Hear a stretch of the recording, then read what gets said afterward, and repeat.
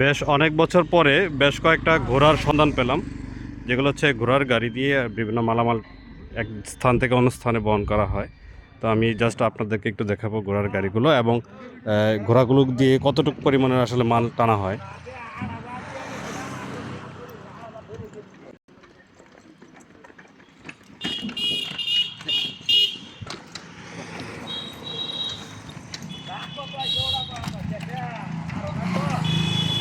এই ঘোড়ার সাথে যে বাচ্চা, এটা কি প্রশিক্ষণ নিতেছে?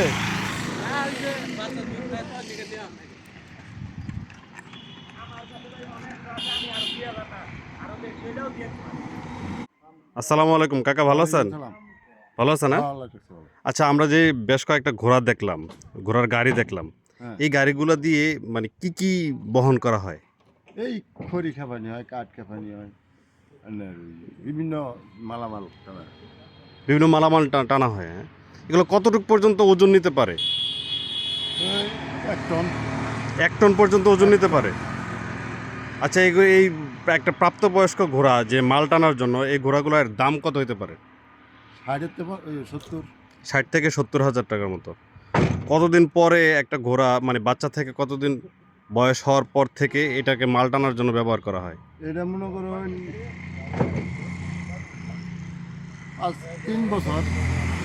3 বছর পর থেকে 3 বছর। একটা ঘোড়া বাচ্চা থেকে মানে জন্মের 3 বছর পরে থেকে এটা মাল টানার জন্য ব্যবহার করা হয়। একটা ঘোড়া আনুমানিক কত বছর বাঁচে? এটা ঠিক নেই, আলাদা তো 3টা হ্যাঁ। আনুমানিক মানুষের তো শাস্ত্র খায় 18 বছর। হ্যাঁ, 15 থেকে 18 বছর বয়স পর্যন্ত বাঁচে।